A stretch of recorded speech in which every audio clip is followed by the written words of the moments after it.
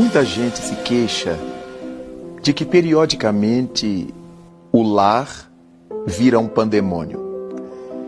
Muita gente me afirma que às vezes percebe que a família está empolvorosa, que alguma força negativa parece ter penetrado o lar. Imaginam que houve trabalhos de magia, alguém fez algum trabalho forte.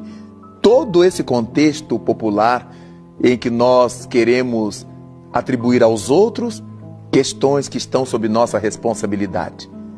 Manter a nossa casa em paz, manter o nosso lar em ordem é alguma coisa de nossa alçada, é alguma coisa que está sob nossa responsabilidade, sob nossa custódia. No entanto, é válido pensar que pelo fato de se reunirem dentro de casa criaturas com os mais variados pendores, caracteres, temperamentos, muitas vezes a família sofre mareios afetivos, emocionais, sentimentais, que redundam de fato em perturbações de ordem espiritual.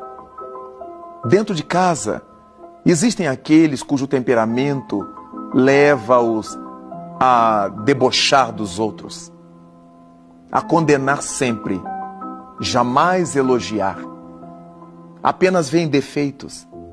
Aqueles que falam aos gritos, os que são sempre grosseiros ao se expressar junto aos familiares, aqueles que têm sempre um alfinete pronto para as alfinetadas comuns dentro de casa, os que falam jogando piadas, com segundas intenções e ferem o temperamento daquele que é mais sensível ou que é pavio curto, e há aqueles que dentro de casa nem pavio têm.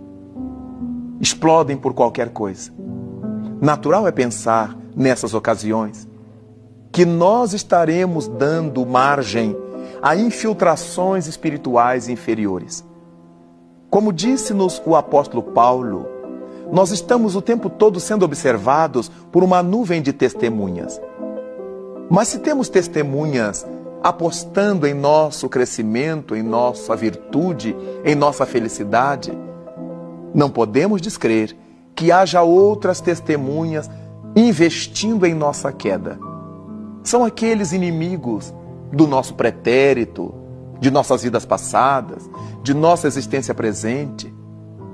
Eles estão sempre à espreita de nossa fragilidade, de um gesto em falso, de uma vivência incorreta, para que possam nos provocar malestares, aturdimentos, desarmonias, com o prazer patológico de nos ver sofrer.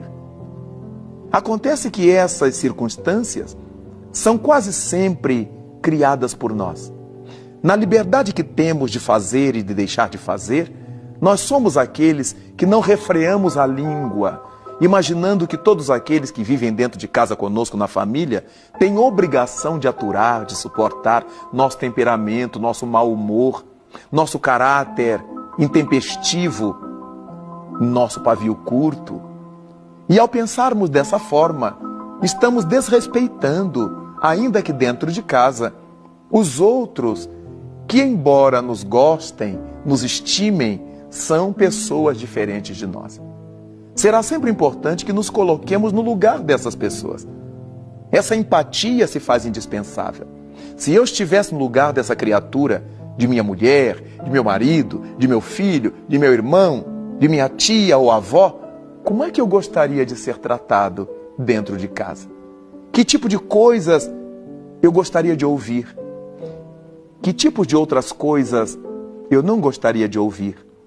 Desse modo, a vivência dentro do lar seria marcada pelo respeito recíproco, em que cada qual, desempenhando o seu papel, estivesse atento a não ferir o outro, a não desabonar o outro.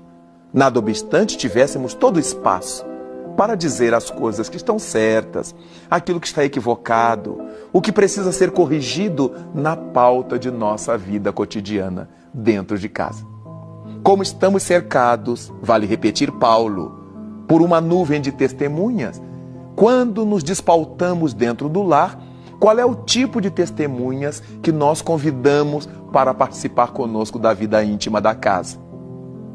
As entidades perturbadoras, espíritos desajustados ou enfermiços, aqueles que, de caso pensado, desejam provocar em nossas vidas desestruturações, e aqueles que estão enfermados, hebetados, aturdidos e que nem têm ideia de que, se aproximando de nós, nos estarão prejudicando.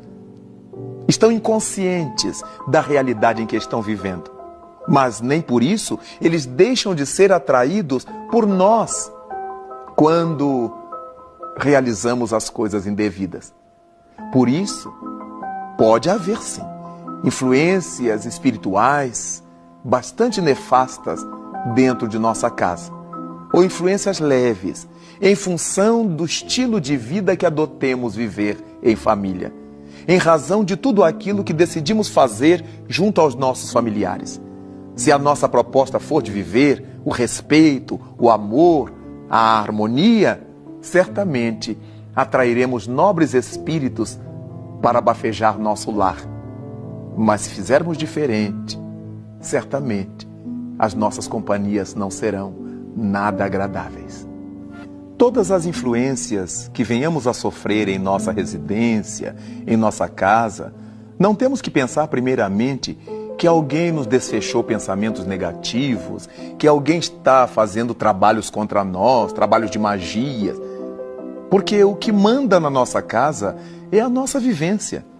Todos aqueles que participamos da família somos alvejados pelos pensamentos, pelas energias, pelos fluidos, pelas luzes ou pelas sombras a que tenhamos dado abertura. Se nós estivermos vivendo com Deus, na honestidade, na dignidade, no respeito recíproco, qual é o mal que nos vai atingir? Qual é a sombra que nos vai visitar?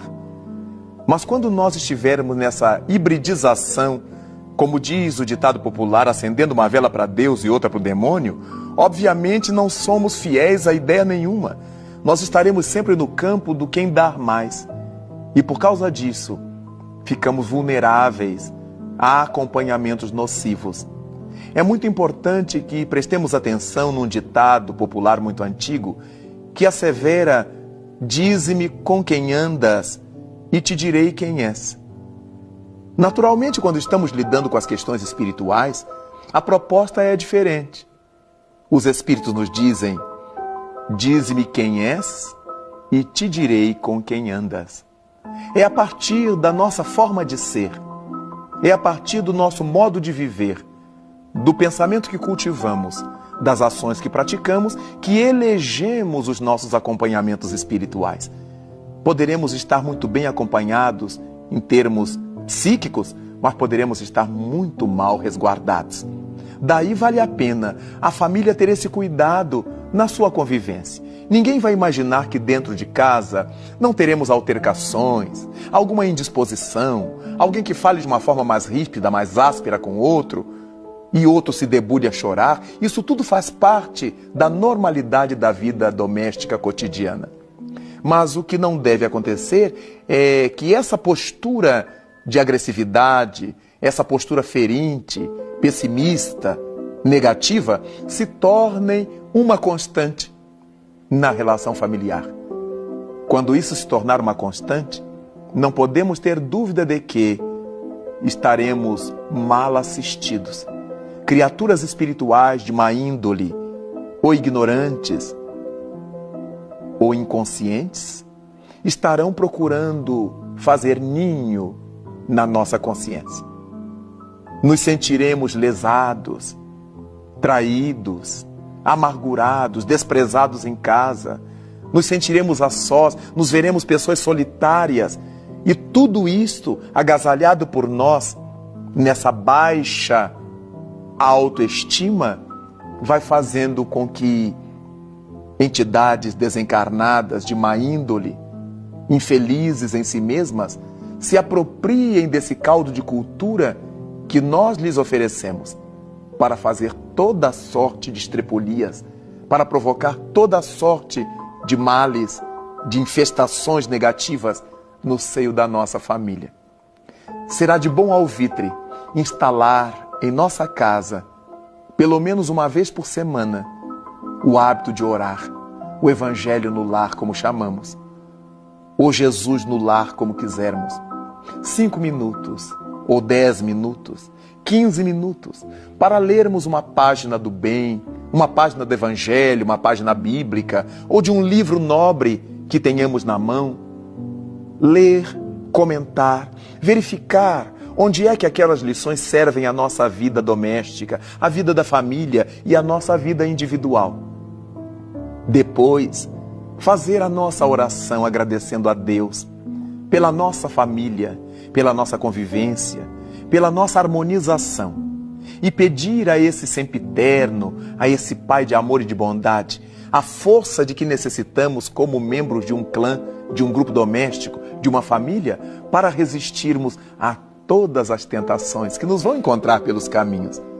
Basta que saiamos às ruas para que tenhamos todo tipo de dificuldades e de facilidades. No trânsito, no comércio, na travessia da rua, nas relações sociais, todos esses movimentos que realizamos no dia a dia nosso nos darão ensejo de fazer o melhor, de nos ajustarmos a boas companhias, a más companhias, e trabalhando dessa forma, nós vamos afugentando as influências negativas, ou melhor, vamos nos afastando das influências nefastas, ou melhor ainda, vamos nos vacinando contra essas ondas negativas que periodicamente invadem nosso lar e desestruturam nossa família.